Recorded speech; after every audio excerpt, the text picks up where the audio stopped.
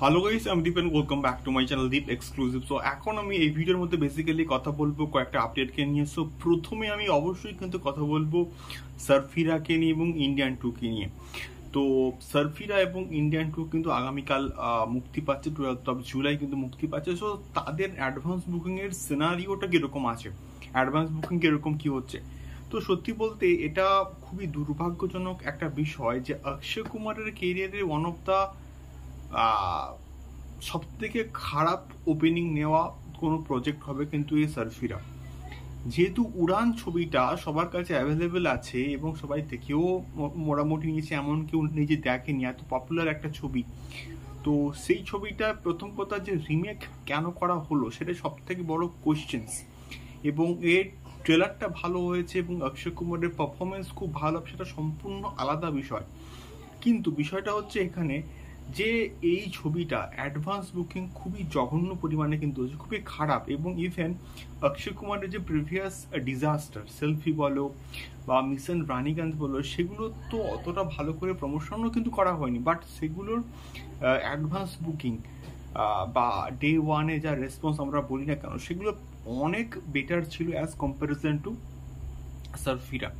তো এখন অবধি যা লেটেস্ট রিপোর্ট উঠে আসছে সেই অনুযায়ী কিন্তু সারফিরা ডে ওয়ানে অ্যাডভান্স বুকিং প্রায় হচ্ছে, মানে ন্যাশনাল চেনে অর্থাৎ পিভিআর, আইনক্স এবং সিনেপলিস এই সমস্ত চেনে কিন্তু সারফিরা প্রায় 1800 টিকিট কিন্তু বুক হয়েছে। যদিও সারফিরা প্রচুর কিন্তু শো পেয়েছে এবং যেটা প্রডিউসারদের ডিমান্ড যে অক্ষয় কুমারের এখানে পারফরমেন্স ভালো, অক্ষয় কুমারের ছবিটা ওয়ার্ড অফ মাউথ আস্তে আস্তে ভালো হলে এই ছবিটার ডে বাই ডে কালেকশনস বাড়তে পারে। দেখা যাক এক্স্যাক্টলি কি হয়, এটা সত্যি হোক আমি চাই যে এই ছবিটা ডে বাই ডে কালেকশনস বাড়ুক। দ্বিতীয়ত আমি যদি আসি ইন্ডিয়ান টু এর ক্ষেত্রে, কমল হাসানের ইন্ডিয়ান টু এবং শঙ্কর স্যারের ইন্ডিয়ান টু, এই ছবিটাকে নিয়ে এক্সপেকটেশন আমার স্কাই হাই। এবং এই ছবিটা এখনো অবধি যে অ্যাডভান্স বুকিং হচ্ছে বেশ ভালো, এবং হঠাৎ করে কিন্তু একটা জাম্প দেখা যায় এবং সেই জাম্পটা কিন্তু প্রায় 150%। এবং এই ছবিটাও কিন্তু বক্স অফিসের ডে ওয়ানে একটা ভালো রকমের কিন্তু ব্যবসা করতে পারে বলে আমরা আশা করতে, কারণ হচ্ছে ট্রেলারটা ভালো রেসপন্স পেয়েছে এবং এই ফ্র্যাঞ্চাইজির একটা আলাদাই কিন্তু ফ্যান বেস আছে। দেখা যাক কি হয়। তৃতীয়ত আমি আসবো ওয়ার টুকে নিয়ে। সো ওয়ার টু সংক্রান্ত কিন্তু একটা আপডেট উঠে আসছে। ওয়ার টু এর কিন্তু ম্যাক্সিমাম পোর্শন কিন্তু শুটিং কমপ্লিট, সেকেন্ড স্কেডিউলে কিন্তু শুটিং কমপ্লিট এবং বডি রাপ করেও কিন্তু এর আগে শ্যুট করা হয়েছিল ওয়ার টু এর, এবং ঋত্বিকের এবং হচ্ছে আমাদের জুনিয়র এনটিআর এর বডি রাপ করে কিন্তু শ্যুট করা হয়েছিল। এবং এটার সেকেন্ড স্কেডিউলে কিন্তু শুটিং কমপ্লিট এবং এটার থার্ড স্কেডিউলে কিন্তু শুটিং অগস্ট বা সেপ্টেম্বরের দিকে হয়তো স্টার্ট হয়ে যাবে।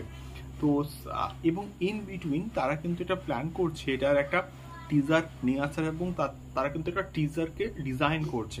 তো এটার একটা লং টার্মে কিন্তু মোটামুটি প্রমোশনাল স্ট্র্যাটেজি কিন্তু প্ল্যান করা হচ্ছে। এবার দেখা যাক এক্স্যাক্টলি কি হয়, বাট টিজার কিন্তু বা একটা অ্যানাউন্সমেন্ট ভিডিও কিন্তু ওয়ার টু এর আসতেই পারে, এটা আমরা কিন্তু আশা করতেই পারি। দেখা যাক কি হয়।